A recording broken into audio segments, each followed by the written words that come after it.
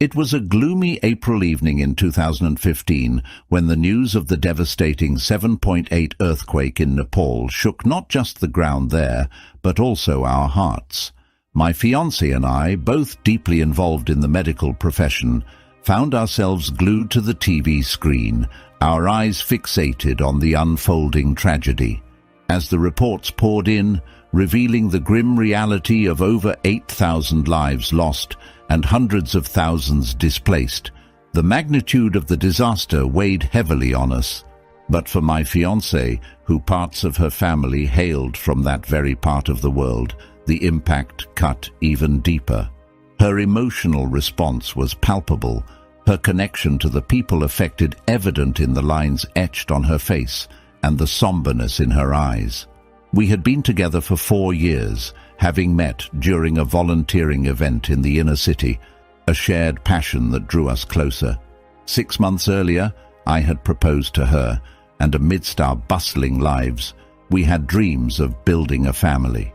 Our mutual commitment to helping others had played a significant role in bringing us together, and it was her kind heart and selfless acts that initially attracted me to her. In those moments, watching the news coverage, her kindness manifested in an intensified way. Calls started flooding in, and she instinctively answered, knowing people in Nepal who were now grappling with the aftermath. It wasn't a question of whether we should do something. It was a certainty that we had to act. We had previous experiences traveling abroad to assist natural disaster victims, partnering with organizations like Doctors Without Borders. As we contemplated our next steps, memories flooded my mind of the countless times we had volunteered side by side, the unity we felt in our shared mission to alleviate suffering. It was during these times that I witnessed the intensity of her compassion, the genuine care she extended to those in need. Though we had discussed having kids and envisioned a future together, life's demands had continually pushed that dream into the future, and we contemplated on adopting if we got to a point where we couldn't have kids of our own.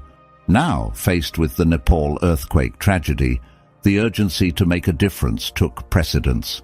We were not just spectators, we were compelled to act, driven by a shared sense of responsibility and love for humanity. Little did I know that this moment would be a turning point, not just for the people in Nepal, but for us as a couple. The gravity of the situation brought to light the depth of her empathy and the strength of our connection. However, Nepal seemed distant to me, and my commitments here in the United States at the time made it challenging to embark on a mission to the earthquake-stricken region. Despite considering myself a minimalist, capable of living out of a backpack, I felt the weight of my responsibilities here. Even though I entertained the idea of making the trip, practical considerations held me back. I thought I had successfully talked my fiancé out of it, believing that volunteering financially was the best contribution we could make. In the weeks that followed the disaster, a relentless stream of calls from that part of the world inundated our daily lives. My fiancé, on the other end of those conversations, spoke passionately about the earthquake, the victims, and the profound suffering endured by the people. Her voice resonated with a deep sense of empathy, and she outlined how she could provide crucial medical support to those in need. As she shared these stories, a growing sense of guilt settled within me, the realization that we were not on the ground doing everything we could to help. Her unwavering dedication to making a difference left me feeling a moral obligation to act. Despite our initial decision to contribute financially, her calls painted vivid pictures of the ongoing struggle and the urgent need for hands-on assistance.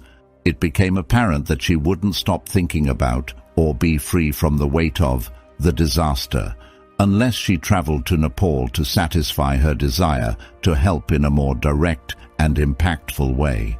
The realization dawned on me that her kind heart and intense desire to help were not just qualities that had initially attracted me to her. They were the essence of who she was. Her actions spoke volumes, and as she embarked on this selfless mission, My mindset at the time was that I couldn't be prouder of the woman I was fortunate enough to call my fiancée. It was an unprecedented situation in our 4-year relationship. My fiancée was about to embark on a journey without me. If my commitments in the States had allowed, I would have joined her without hesitation. It was only when I finally gave her the go-ahead that I discovered how strongly she desired to go. With a sense of urgency, she hurriedly prepared for the trip, leaving behind many essentials. I suggested waiting for items we had ordered online, but her eagerness to help surpassed any delay. 2 weeks after the earthquake had struck, my fiancée surprised me by booking a ticket to fly to Nepal. Her determination to make a difference, to be a beacon of hope for those affected, became a driving force. As I watched her make preparations for the journey, I couldn't help but admire her selflessness and commitment to alleviating the suffering of others, even at the expense of her own comfort and safety. Upon her arrival in Nepal, the complaints started trickling in. She found herself without this or that, regretting the hasty departure. I tried to remind her to be patient and wait for the ordered items, but the urgency of the situation seemed to cloud her judgment. Given that part of her family hailed from that region, and she was of mixed heritage, she stood out in Nepal. This raised concerns for her safety, and I couldn't help but worry about her becoming a potential target. Moreover, a journey of this nature demanded a significant amount of resources, and I was there to support her financially, providing whatever assistance she needed. Our daily conversations became a lifeline, connecting us across the miles. She would share stories of the people she helped each day, her role focused on assisting the hospital and medical staff. For security reasons, she opted to stay at a Western hotel in a more secure area, a decision that eased some of my worries, but didn't entirely erase the concerns I felt for her well-being. As she navigated the challenges of being in a foreign land, far away from the comfort of our shared life, I found myself immersed in a mix of emotions: pride in her selflessness, worry for her safety, and a longing for her return. Her initial plan was to stay in Nepal for 2 weeks, but looking back now, I realized that our communication began to dwindle. She quickly ran out of money, and I became her lifeline, supporting her every need. Throughout this time, she gave me no reason to doubt her, and I suspected nothing. As she extended her trip from 2 weeks to eventually 6, she had to adjust her return flight and replenish her supplies, all funded by me. Unfortunately, in the midst of my busy work schedule, I failed to notice the drop-off in our calls, or the fact that most of her calls were to ask for more financial assistance. Time seemed to slip away as I juggled long hours at work, and before I knew it, I was driving to the airport to pick up my fiancée. The anticipation of seeing her again was palpable, and we couldn't wait to reconnect on a deeper level. In the next couple of days, our intimacy soared, and it was different from our usual interactions. Normally, I would initiate, but this time, she took the lead every single time. At first, it seemed like the natural result of being apart for so long. It made sense in my mind. She missed me, and perhaps, after 6 weeks without intimacy, she felt like she had some catching up to do. However, something felt off. The intimacy, instead of being a genuine expression of our connection, felt empty. It was as if it had turned into a chore for her, a duty that needed fulfilling. I couldn't quite pinpoint why, but the organic and authentic nature of our closeness seemed to be missing. I brushed it off, attributing it to the long separation and the eagerness to rekindle our physical connection. Little did I know that there were hidden layers to the story, waiting to unravel. I played along, oblivious to any ulterior motives behind her sudden surge of affection. It wasn't until about a month after her return from Nepal that I began to sense something was amiss. She spent an inordinate amount of time on her phone, even when we were together. Her attention seemed elsewhere, as if her body was present, but her mind was distant. That's when I started to suspect that something significant might have happened during her trip. The feeling of unease lingered, and it wasn't until 2 months later that she dropped a bombshell. She was pregnant. Shock coursed through me. How could this be? We hadn't planned for it, and she had always been on birth control. Confused and searching for answers, I asked her how she could have gotten pregnant. Initially, she claimed she forgot to take her birth control pill. Skeptical, I pointed out that forgetting wasn't in line with her responsible nature, especially when we had a steady supply delivered regularly. Her story shifted, and she offered a different explanation. She said her experiences in Nepal, witnessing the earthquake's aftermath and the struggles at the hospital, convinced her of the need to start a family. While this reason seemed more convincing, I couldn't shake the feeling that she should have communicated this profound decision with me. Starting a family is something we had discussed, but making such a unilateral decision without involving me felt unsettling. The gravity of the situation sank in, and the dynamics of our relationship shifted. I grappled with mixed emotions. The joy of impending parenthood tinged with the uncertainty of the circumstances surrounding her decision. The trust that once formed the foundation of our relationship now seemed fragile, as if the seismic waves from Nepal had reached us and altered the landscape of our lives in ways we never anticipated. She couldn't give me a clear answer about why she made the decision to get pregnant, and simply apologized. That apology spoke volumes, revealing that something was amiss, and my instincts told me I needed to investigate further. Restless with suspicion, I knew I had to get to the bottom of this unthinkable situation. When she left her phone unattended for a moment to take a shower, I seized the opportunity to delve into it. Since she frequently used WhatsApp to communicate with her family abroad, I connected her WhatsApp messenger to my laptop browser using the QR code. The shocking truth unraveled before me. My fiancée had met a local guy during her trip to Nepal, and they had started a relationship. In their messages, she expressed her love for him, and they exchanged non-explicit pictures capturing their day-to-day activities. It became painfully clear that they were having an affair, yet she seemed conflicted about being with him, perhaps due to security concerns or the realization that it was all a fantasy. To compound the situation, she'd been sending him money, and shockingly, part of the funds I'd sent her during her trip were used on him. The gravity of the betrayal hit me like a ton of bricks, leaving me grappling with a mix of emotions: anger, hurt, and profound disappointment. The foundation of trust in our relationship crumbled, and the implications of her actions reverberated through our lives, leaving us at a crossroads I never anticipated.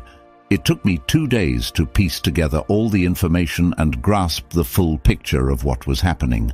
As I connected the dots, everything fell into place, including her post-trip behavior, the love bombing, and the shocking revelation of her affair. The puzzle began to make sense, but one piece still baffled me. Why would she get pregnant? It wasn't until I remembered her hastily forgetting to take her birth control pill that it clicked.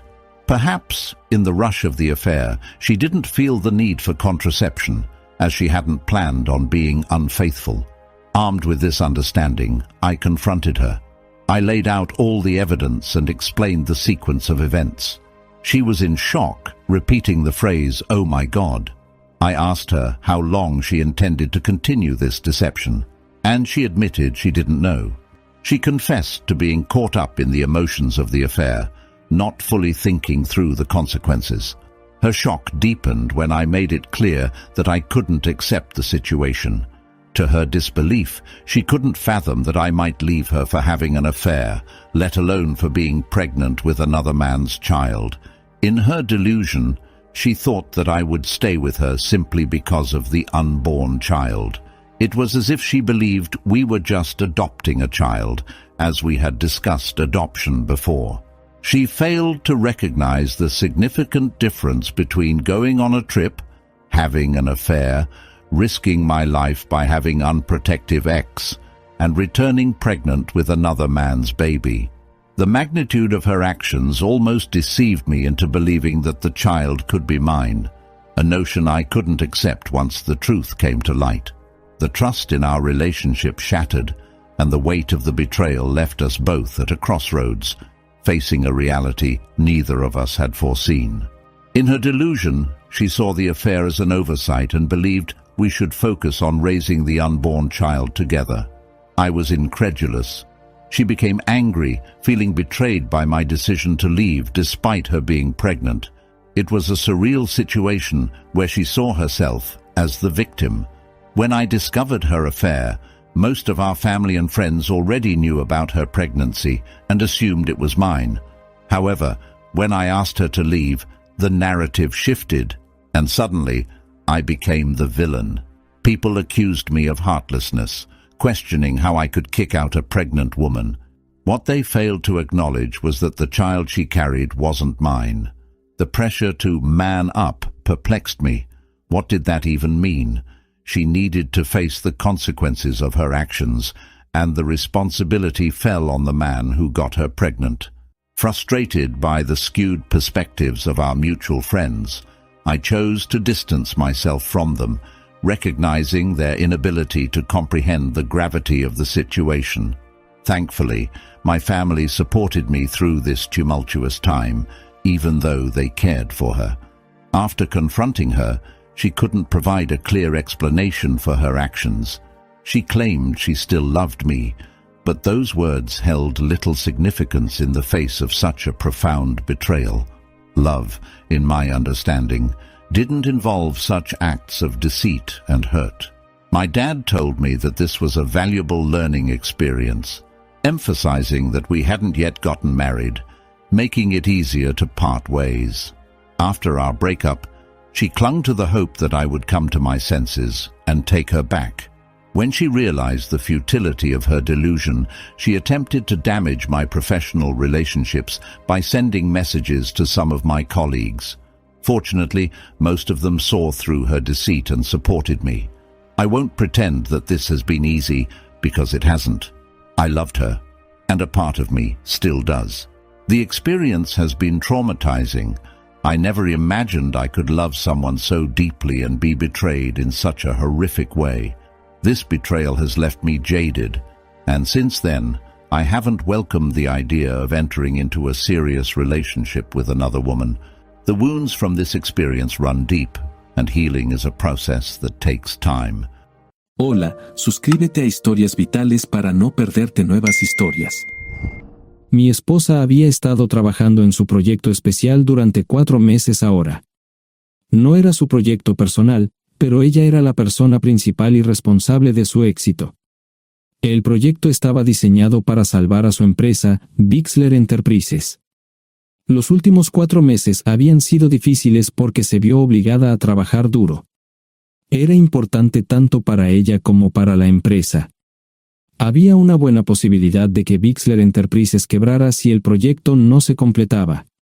Sara tenía una licenciatura de Albrecht y un MBA de Wharton. Era la más inteligente de la familia. Yo empecé a trabajar como mecánico de autos justo después de la secundaria y después de 21 años seguía siendo mecánico de autos. No me importaba porque me gustaba el trabajo y pagaba bien.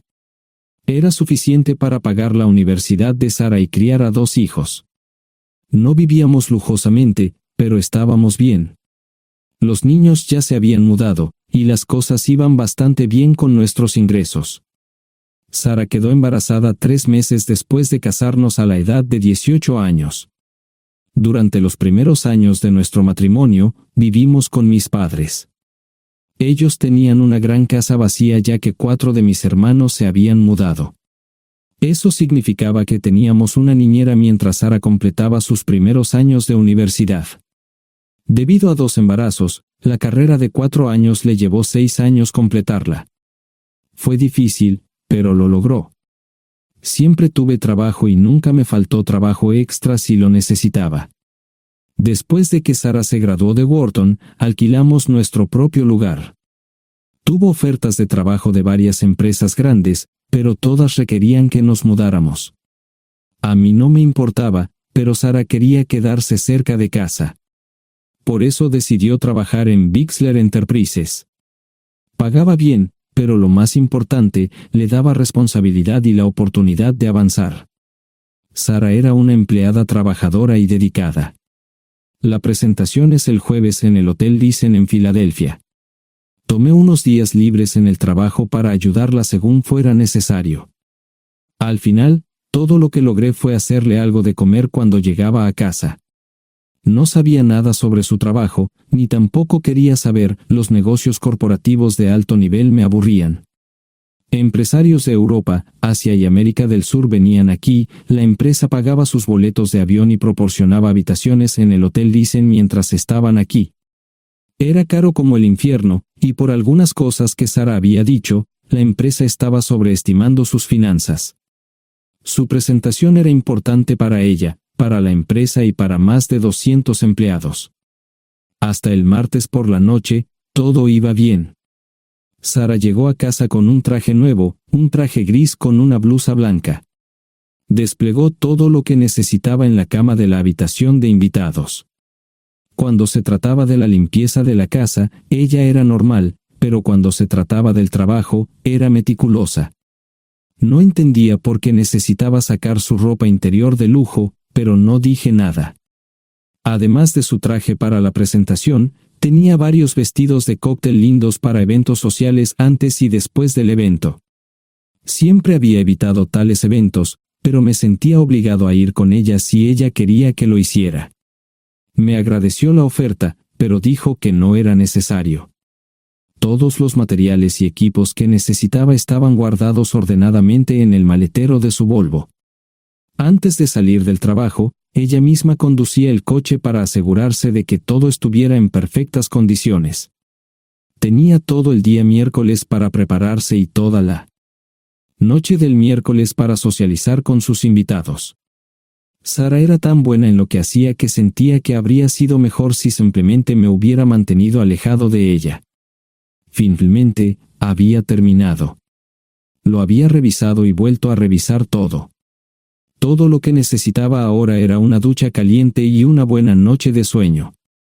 Supongo que mi error fue que empecé a revisar sus cosas después de que Sara comenzara a ducharse.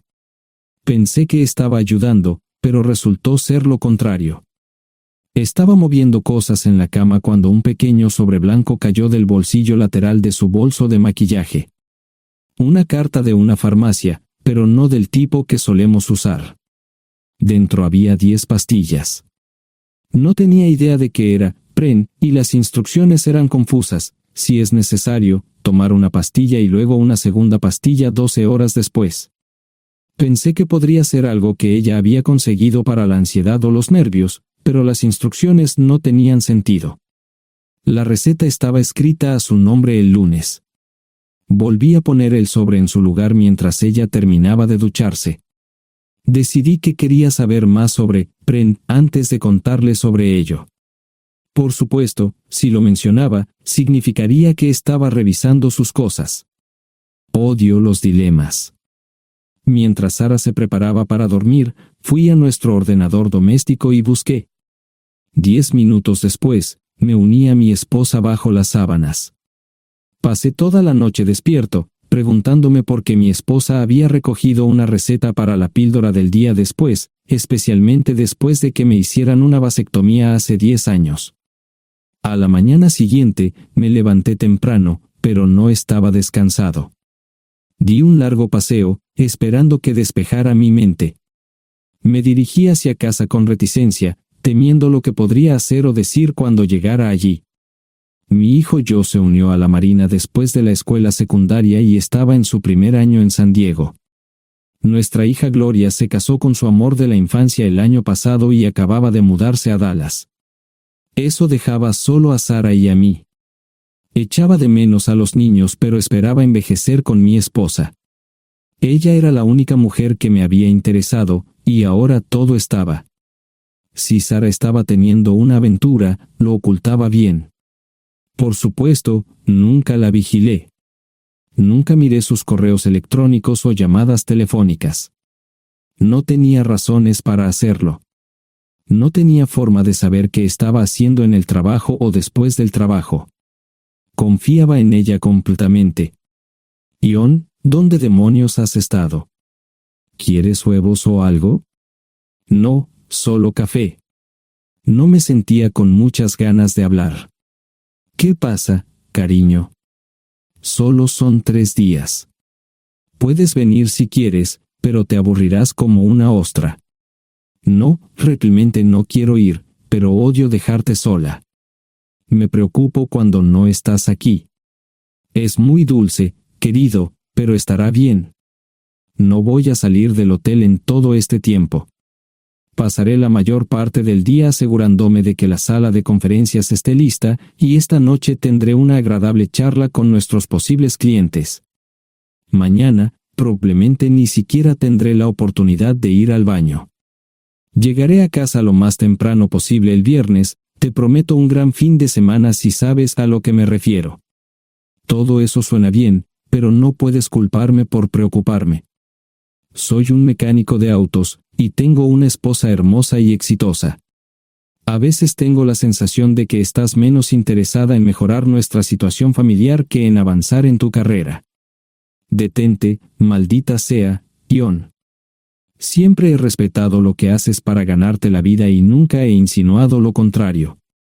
Criaste a 2 grandes niños y me pusiste a través de la universidad. Eres un gran esposo, un gran padre y un buen proveedor, y nunca olvides eso. Terminé mi café mientras ella recogía la mesa. ¿Quieres que te llame? No, no es una buena idea. Tendré el móvil apagado, y voy a apagar el teléfono de la habitación por la noche para poder dormir. Te llamaré siempre que pueda. La ayudé a cargar el coche, era tan meticulosa con eso como con todo lo demás. Trabajando, le llevaría 3 horas llegar al Hotel Thyssen. Me quedé en el porche y la vi marcharse. No me molesté en preguntarle por las pastillas. Pasé el resto de la mañana en el porche. No recuerdo haberme preocupado tanto como ahora. Me sentía pequeño e insignificante. Me sentía fuera de mi liga. Era un tipo de pueblo con un trabajo mediocre y una esposa exitosa. Era una combinación equivocada. Debería haberlo notado antes. Me sentía estúpido. El mejor traje que tenía era una chaqueta azul y un par de pantalones. Al menos tenía algunas corbatas, aunque tenían 10 años de antigüedad. Acababa de terminar de vestirme cuando sonó el teléfono fijo. Oye, cariño, solo quería avisarte de que llegué bien. ¿Tuviste un buen viaje? Supongo que el tráfico no estaba demasiado denso. Estuvo bien. Te llamaré esta noche. Ahora tengo que irme. Estoy en la habitación 714, Sara. Puedo estar en casa de mis padres o en la de mis hermanos esta noche si quieres llamarme a mi móvil. De acuerdo. Suena el teléfono móvil. Te quiero, tengo que irme. Me tomé mi tiempo para llegar a Filadelfia. No fui directo al Thyssen, primero me detuve y compré un filete con queso. Prometí hacer una larga noche. No estaba seguro de qué iba a hacer. Estacioné en el garaje del hotel y simplemente esperé. Tarde o temprano, tenía que entrar en el hotel. Simplemente no podía decidir cuándo hacerlo. El sonido de mi teléfono celular me ayudó a tomar mi decisión. Ion, solo quería avisarte de que todo se ha arreglado. Ahora voy a bajar para encontrarme con algunas personas y cenar. No olvidaste nada, ¿verdad? No, todo está bien. Tengo todo en mi habitación para mañana. ¿Necesitas algo? No, Ion, relájate. Voy a apagar mi teléfono.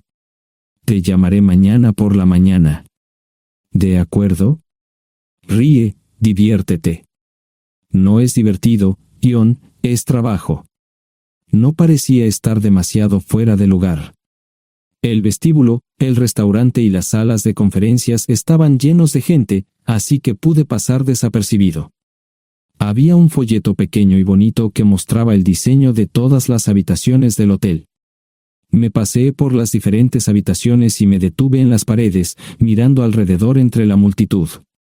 No tenía ni idea de qué haría si Sara me veía. Lo averiguaría si y cuando eso sucediera.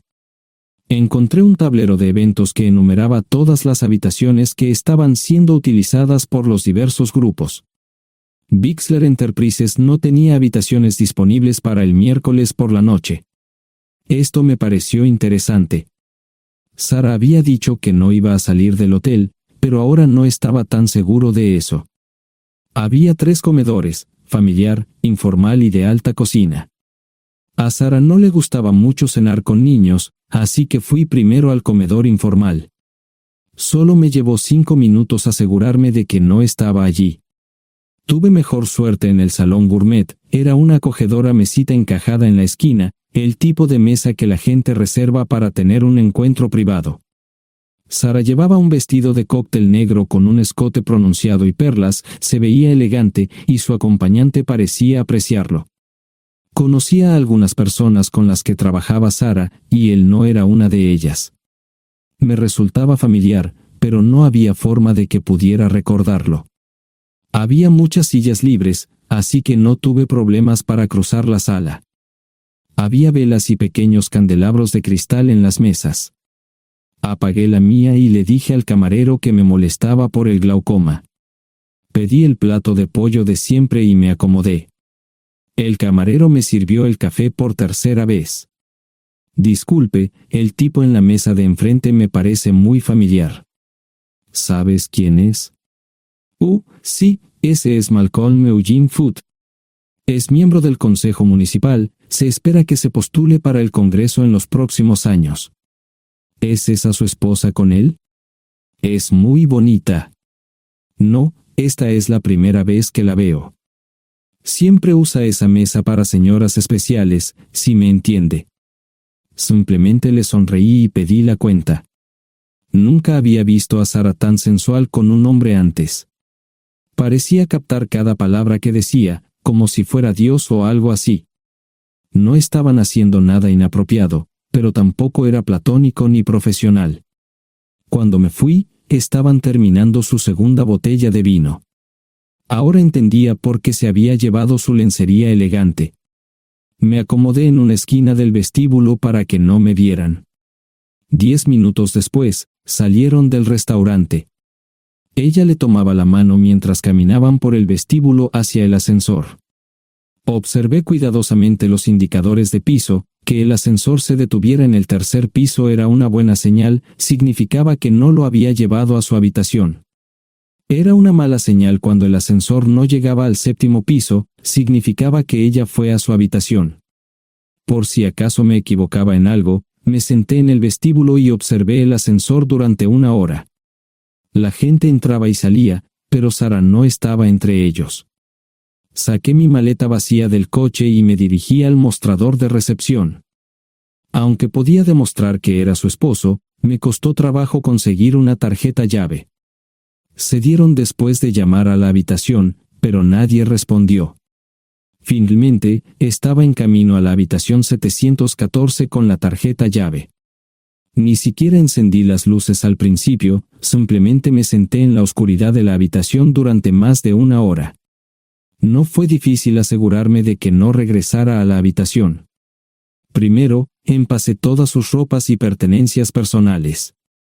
No dejé nada atrás. Revisé el paquete de Prevent, todavía quedaban 10 pastillas en el tocador.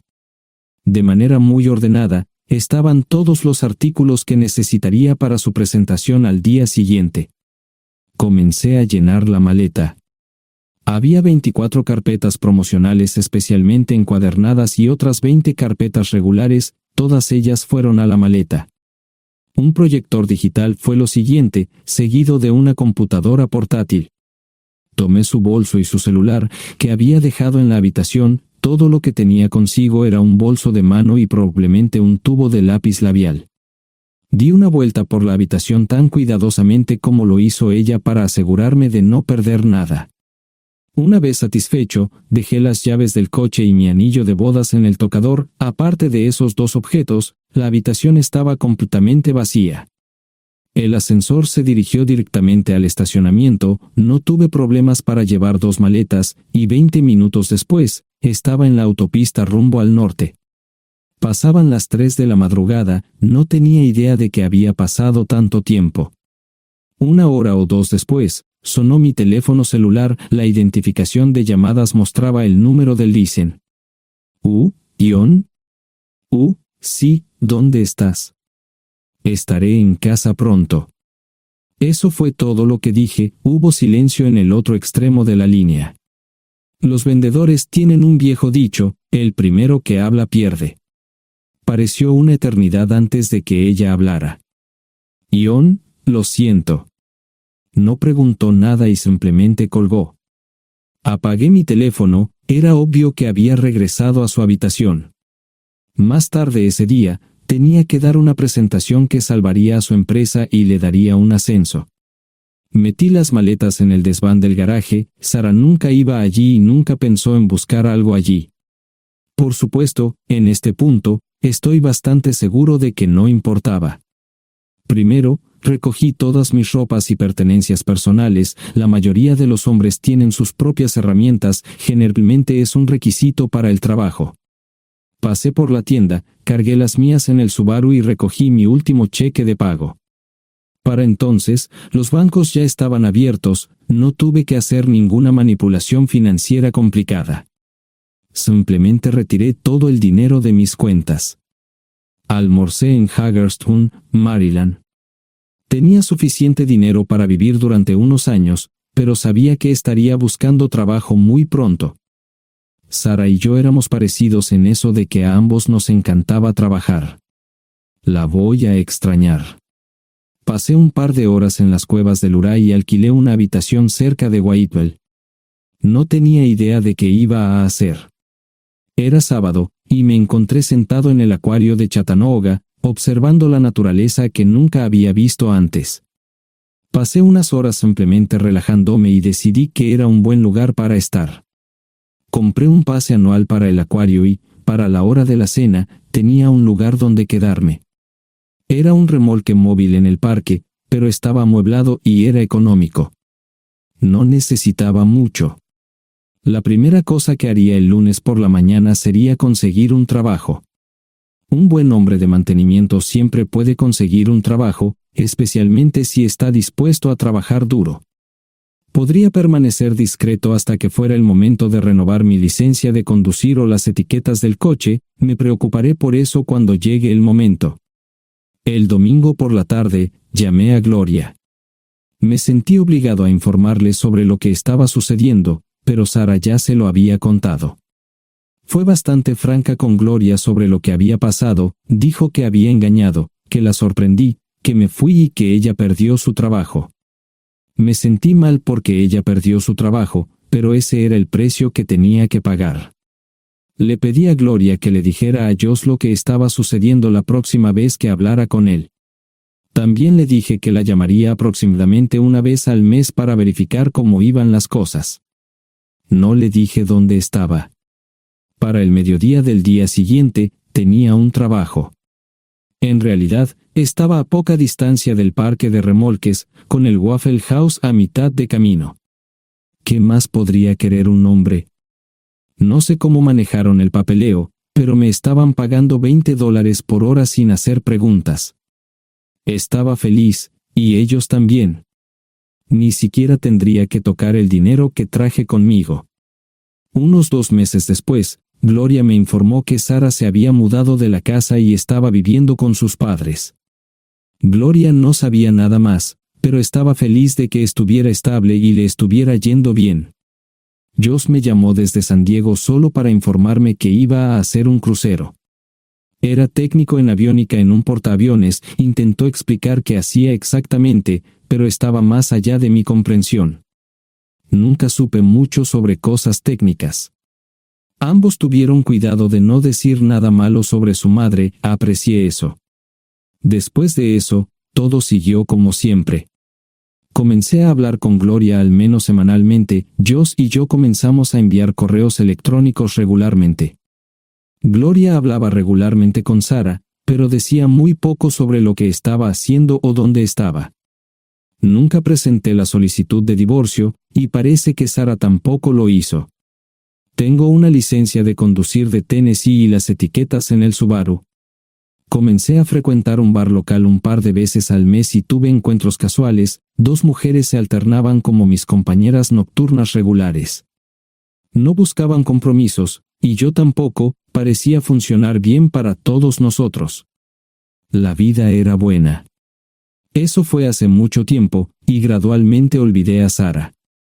Con el tiempo, el Subaru comenzó a darme problemas. Había olvidado cuánto tiempo había pasado. Tenía más de 200.000 millas. Estaba reflexionando sobre esto con una jarra de cerveza un día cuando me di cuenta de que habían pasado casi 5 años desde que me fui de casa. Mantuve un contacto cercano con ambos hijos. Gloria ya tenía 2 hijos propios en este momento y quería que los visitara. Josh casi se casó con una mujer tailandesa, pero en el último momento, se negó. Por lo general, trabajaba 6 días a la semana y usaba el domingo para recuperarme del sábado por la noche. No había ninguna buena razón para que alguien llamara a la puerta de mi remolque a las 6 de la mañana de un viernes. Su grosería fue recompensada por un hombre medio desnudo abriendo la puerta. Los calzoncillos del día son repugnantes, y la dama en la puerta, juzgando por la expresión en su rostro, estuvo de acuerdo conmigo. Ella apartó la mirada, pero su compañero no parecía impresionado.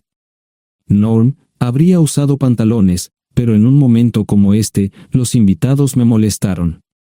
Estamos buscando a John Terrell. No los conozco. Me llamo David Simmons, y esta es mi esposa Mara. Tenemos un problema y esperamos que nos puedas ayudar. Lo siento mucho, no trabajo a altas horas de la noche. Si necesitan algo relacionado con su auto, tendrán que ir a la tienda. Esto provocó varias miradas en blanco y finalmente una respuesta. No tiene nada que ver con tu trabajo, es más un problema personal. ¿Podemos entrar? El interior del remolque lucía desordenado. Rara vez tenía invitados, así que rara vez lo limpiaba. Incluso mis novias insistían en que fuéramos a su lugar. Hagan como en su casa, déjenme ponerme los pantalones enseguida. Al entrar en el dormitorio, dejé la puerta abierta solo para mostrarles lo hospitalario que soy.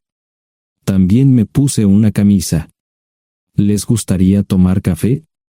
Solo tomará unos 10 minutos. Aparté algunas cosas del sofá para que pudieran sentarse. No hubo respuesta a la pregunta del café. Tenemos una hija adoptiva de 4 años y otra de 2 que necesita un trasplante de médula ósea, y esperamos que nos puedas ayudar. Estamos dispuestos a pagarte si es necesario. ¿Con mi médula ósea? No, queremos usarla y estamos dispuestos a compensarte por cualquier inconveniente. Creo que quieren comprarla. Estaba actuando como un listillo, y de repente me di cuenta de ello. Estas personas eran serias, tenían un problema real y estaban buscando ayuda. Lo siento mucho, no quise interrumpir. Por favor, continúen. Nuestra mejor oportunidad de encontrar un donante es un familiar cercano. Eres nuestra mejor esperanza. Mira esto. No quiero ser un grosero, pero creo que se equivocaron de persona. ¿Cuándo nació su hija? Cumplirá 5 años en julio. Marche Simmons habló por primera vez, y sonó sincera. Odio ser el portador de malas noticias, pero me hice una vasectomía hace 15 años. No hay forma de que pueda ser su padre. ¿Por qué tu nombre estaba en el certificado de nacimiento? No puedo responder eso, tal vez deberían preguntarle a su madre. Esa afirmación fue recibida con silencio. Sentí pena por estas personas, pero no sabía cómo ayudarles. ¿Cuál es el nombre de la madre? Sarah Lise Terrell. No encontraba las palabras. Tal vez no debería haber tomado esas malditas pastillas de ella, por supuesto, entonces esas personas no tendrían una hija en absoluto. Todo lo que pensaba que había superado el dolor, y aquí está de nuevo, viejos recuerdos de mi esposa teniendo relaciones sexuales con ese maldito político de Filadelfia. Estaba empezando a olvidarlo todo, y ahora estaba de vuelta. Maldita sea. Ahora entiendo y pido disculpas por mi grosería e insensibilidad. Haré todo lo que esté en mi poder para ayudarles. En primer lugar, porque no puede Sara hacerse un trasplante de médula ósea. Médicamente, no puede. ¿Por qué no? Es madre, tiene que ser una donante adecuada. Ella es una donante adecuada, pero está demasiado enferma. Los médicos se negaron siquiera a considerar utilizarla. ¿Enferma de qué? Está muriendo de insuficiencia hepática. Le quedan menos de 6 meses de vida. Esto no tiene sentido. Siempre ha estado perfectamente sana. Además, no creo que un hígado enfermo le impida donar médula ósea. El hospital no aceptará su firma en el formulario de consentimiento. ¿Estás diciendo que hay algo mal en su cabeza? Ambos me miraron en silencio, sabían la respuesta, pero no querían decirlo. En ese momento, no quería que se sintieran aún más incómodos. Hace 10 minutos, no me importaban, pero ahora sentía que tenía que protegerlos y ayudarlos. ¿Cómo sucedió esto? ¿Podría alguno de mis hijos ayudar? Quizás, pero pensamos que eras nuestra mejor esperanza. ¿Por qué no van tras su padre, su verdadero padre? Pensamos que eras tú. No tenemos ni idea de quién más podría ser. Sara no nos dijo nada sobre otro posible padre. De hecho, ella no estaba en condiciones de explicar nada, agregó Mara. Obtuvimos la mayoría de nuestra información de la agencia de adopción. Tuve que preparar café y hacer pis, permítanme un momento. Dejé a mis invitados sentados mientras preparaba el café. Solo tomó unos minutos. Mientras se preparaba, fui al baño, algo que necesitaba hacer urgentemente. Traté de ser discreto, ya había avergonzado lo suficiente a Mara. ¿Dónde viven? En Westchester, Pensilvania. Les haré una oferta. Si les digo quién es el verdadero padre de su hija, deben prometerme que lo perseguirán sin descanso hasta obtener lo que desean. ¿De qué estás hablando? El padre de su hija es un político prominente en Pensilvania. Por supuesto, negará todo y probablemente les proporcionará documentos legales para detener sus esfuerzos. Si acuerdan presionar lo suficiente para que él admita que la niña es suya, podrán avergonzarlo y obligarlo a hacerse un trasplante de médula ósea. Eso es lo que quieren, ¿verdad?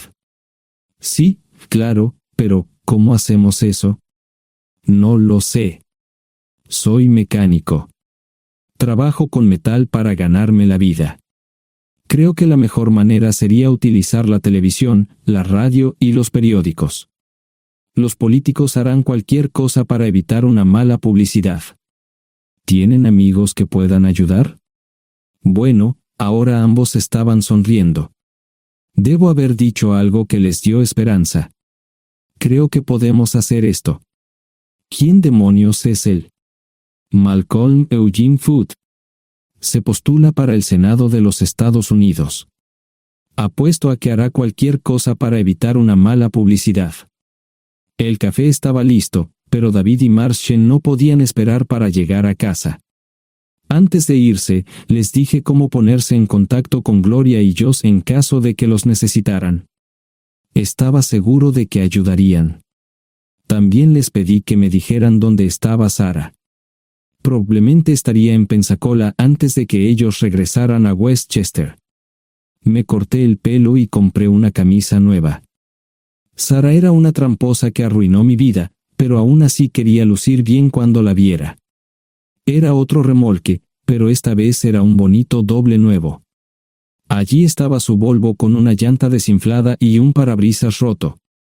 La mujer que abrió la puerta no era Sara, parecía que la habían empapado fuerte y la habían dejado empapada. Tenía al menos 45, tal vez 50, y debió haber tenido una vida difícil. La falta de maquillaje no ayudaba, y simplemente se veía horrible. No tuve la oportunidad de abrir la boca. Caray, si no es John Terrell. Nunca esperé verte aquí. Tuve que usar la vieja línea, me estás poniendo en desventaja. Serry Hart. Pasa, entra. ¿Quieres una cerveza? No, pero gracias. Estoy aquí para ver a Sara. Serry cruzó la habitación y se detuvo en el buffet del comedor. Aquí está, Ion. Mírala todo lo que quieras. Su mano señalaba una urna de latón que estaba en el centro del buffet vacío. Supongo que llegué demasiado tarde. No me moví, solo me quedé mirando el contenedor frente a mí. ¿Puedo tomar una cerveza ahora? Sara se mudó a Pensacola después de dar a su bebé en adopción. Compró el remolque con el dinero que recibió de Bixler Enterprises después de que la despidieron. Tenía una participación en las ganancias, 401k, y vacaciones y días de enfermedad. Eventualmente, consiguió un trabajo en una fábrica local de prendas de vestir donde trabajaba en el departamento de envíos. Allí fue donde conoció a Serry. Serry alquilaba una habitación de Sara. Cada centavo que Sara ganaba iba para el alcohol. Empezó con vino y gradualmente pasó a bebidas más fuertes, las más baratas. Eventualmente, perdió su trabajo debido a su alcoholismo y se vio obligada a usar sus ahorros. Nunca salió con nadie ni salió a ningún lado. Serry se quedó con ella, pagó sus servicios públicos y compró alimentos que Sara no comía. Le llevó más de 3 años quitarse la vida. Increíblemente, ella tenía un testamento y me dejó un doble remolque y un Volvo. Serry explicó que Sara estaba tan angustiada por lo que había hecho que simplemente se rindió. No intentó evitar el embarazo ni siquiera terminarlo. La adopción se había arreglado meses antes de que naciera el bebé. Nunca volvió a trabajar, excepto en los trabajos clandestinos que hacía mal. Serry dijo que Sara no parecía tener ambición ni propósito en la vida. Sara hablaba mucho de mí pero tenía miedo de intentar contactarme. Gloria le dio mi número, pero nunca me llamó. Era como si su aventura de una noche la hubiera lastimado más a ella que a mí. Estuve allí durante 2 semanas y luego vendí el remolque de Serry por $1 y obtuve $3,000 por el Volvo. 2 días después, estaba en Westchester visitando a mis nuevos amigos David y Marche. Malcolm Eugene Foote resistió al principio, pero David y Marche lo presionaron hasta que cedió. Insistió en pruebas de ADN, que demostraron que era el padre. Para salvar la cara, más o menos lo obligaron a someterse a un trasplante de médula ósea, que fue exitoso. La carrera política y la vida familiar de Malcolm no dejaron una impresión favorable. Su caída en las encuestas fue tan rápida que el partido lo reemplazó por otro candidato unos meses antes de las elecciones. Su esposa solicitó el divorcio y fue muy pública al respecto. Sara y yo estamos viajando ahora a Dallas para ver a Gloria y a mis nietos. No sé cuánto tiempo mantendré a Sara conmigo, probablemente hasta que tenga a alguien.